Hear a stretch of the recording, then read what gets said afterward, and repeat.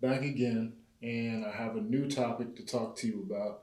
And it's probably something that you've heard before in many different places, and maybe you've heard it said it in many different ways. But the thing is, and the question is, what is your why? Why is it you do what you do?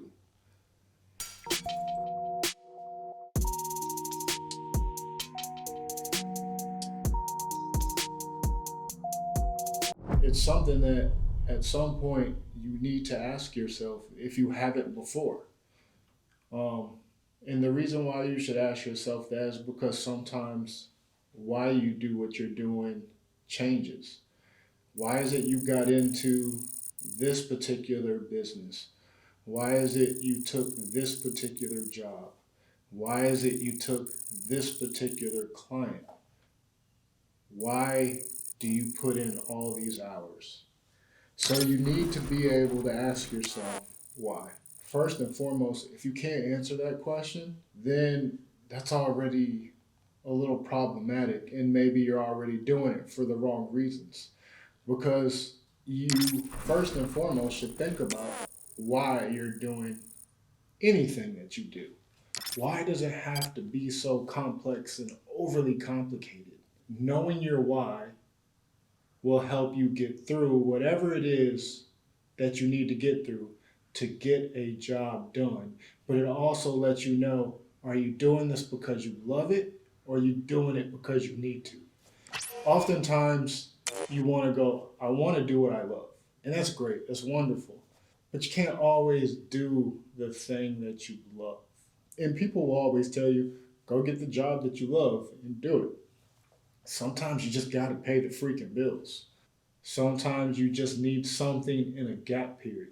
But you still got to know why it is you're doing that thing. Why it is you're jumping to this job from this job, or why you're taking it at this price versus this price.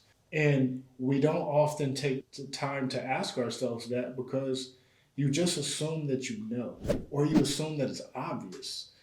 First and foremost, you go, I took this job because I had to, or I needed to. Well, why did you need to?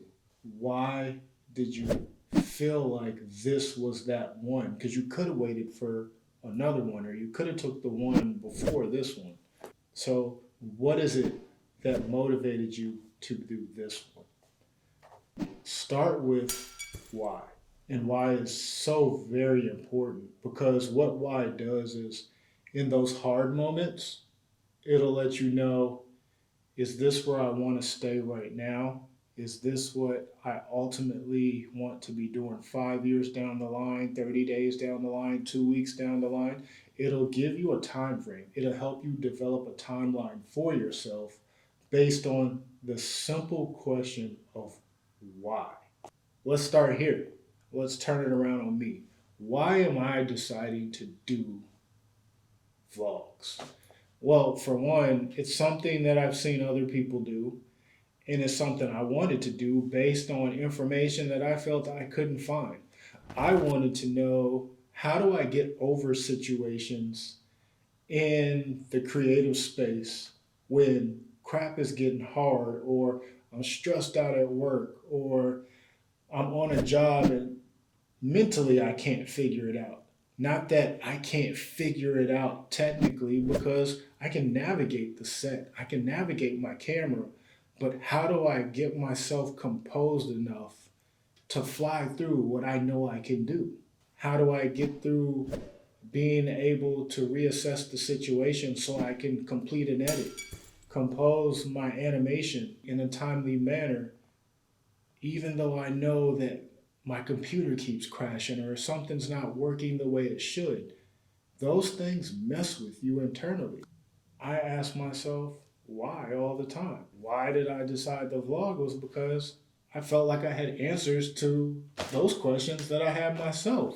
I decided the vlog because one, I have a certain fear of being in front of the camera talking to an audience that I can't see, or I don't know how you're going to react. I don't know if you even need my information.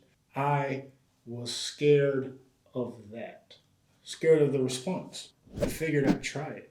I like talking to people. I like giving advice. I give advice on a daily basis. So that is my why. I'm trying to provide something that I felt like I had a hard time finding. Yes, I saw certain people were doing it from time to time. Like every now and again, they would have one vlog or two vlogs that pop up in a year period that explain to me, this is how you get past this job. Well, it's not just the job. I have a family. I have a life outside of what I do. And how do I keep that all together? How do I stay mentally focused? How do I know I even love what I do anymore? Because I'm getting tired of the crap of dealing with invoices, dealing with clients, dealing with hearing no, dealing with having to rebalance spreadsheets or trying to get the cost amount that I want. Those things were hard. They were tiring. They're trying on you over time. That was my why. My why today may not be my why tomorrow because it wasn't my why yesterday necessarily. It may change as you change because you're not always going to be the same person day to day.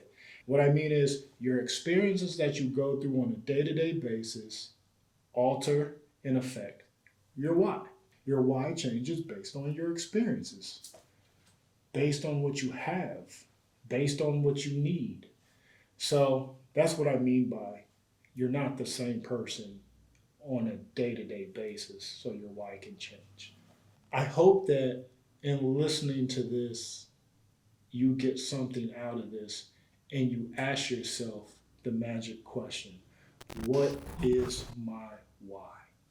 So you got to know why you get up in the morning and tough out the crap that you're going to tough out. You got to know why you're going to deal with the office politics or the politics that go along with having clients or investments or any of that stuff.